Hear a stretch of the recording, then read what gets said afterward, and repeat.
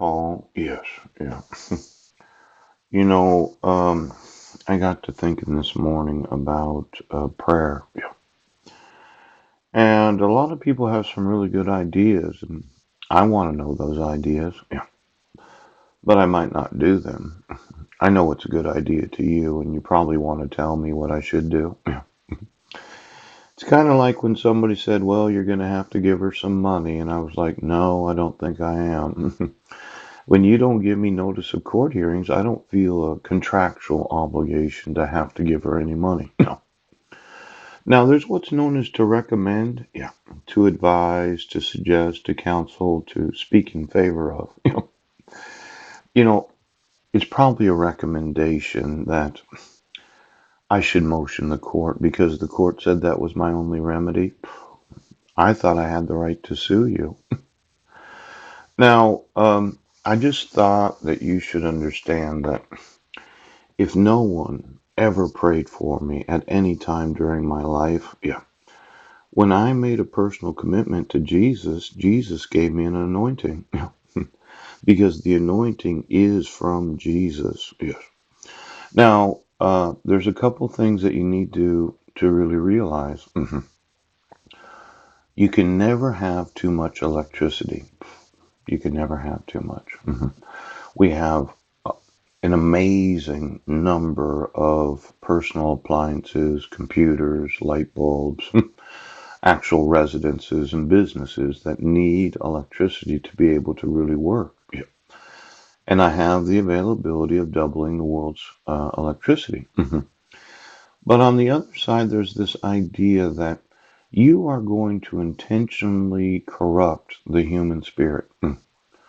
And you're going to use some sort of spectrum to do that because you want to convince humanity that you're God. Now, I have an anointing that you might not be aware of, but I spent most of my life studying revivalists. And there's the Jonathan Edwards and the Great Awakening and Smith Wigglesworth and D.L. Moody and quite a few others that were very effective right now.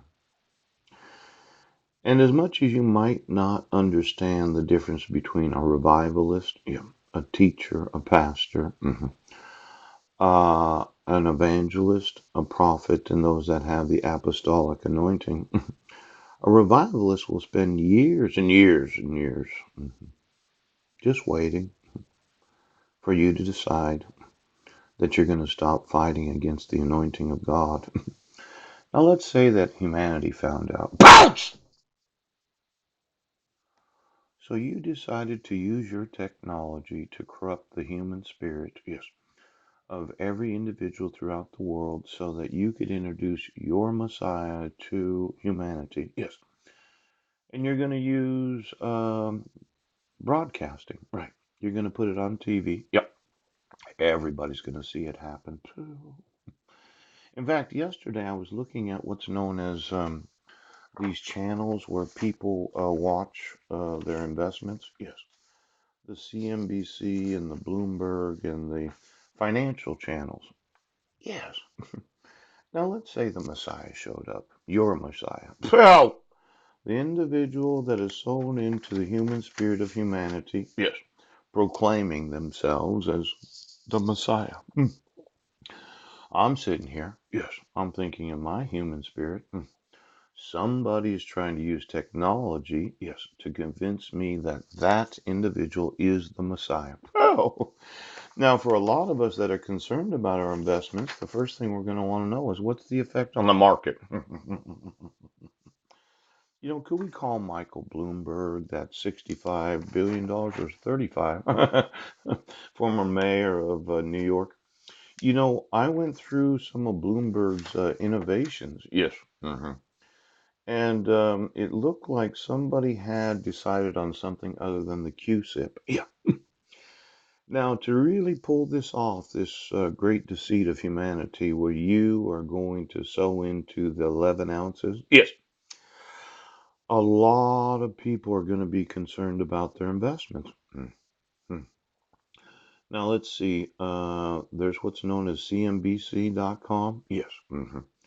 And then there's Bloomberg.com. Yes. Now, this was very interesting to me. 11 kids with an odd superpower. Oh, you know, the superpower? Yeah. See, back in 1993, an unusual structure that allowed its creators to set up units. Oh, that traded much like shares in a company. However, an arcane rule required the trust fund to have a specified termination date. Now, the founders chose to peg it to the lifespan of 11 ordinary kids. These are just ordinary kids. Yep. Born between May 1990 and January 1993. Yes, that's when they were born. And the SPY, the SPY, yes, as we know it, will cease to be on January 22nd, 2118, or 20 years after the death of the last survivor of the 11 persons. Now, when reading this yesterday, I thought it said 2018, but I was wrong. No, it says 2118, and today is 2019. Yeah. Approximately 100 years from now, ooh, the spider as we know it, the spy, yeah, is going to cease to exist. Yes. Now, these ordinary kids, yeah, 20 years after their death, yes, of the last survivor of the 11 persons, whichever comes first, at least 8 of the 11 kids had ties to the American Stock Exchange, yeah, which structured the ETF, but none were aware of their role in investing history. Now, this is an odd superpower in that at the time of the death of the last of those children, and 20 years after that death, yes, this ETF will no longer exist in its current structure. Right. Now, you'd think the markets would be up in 2118.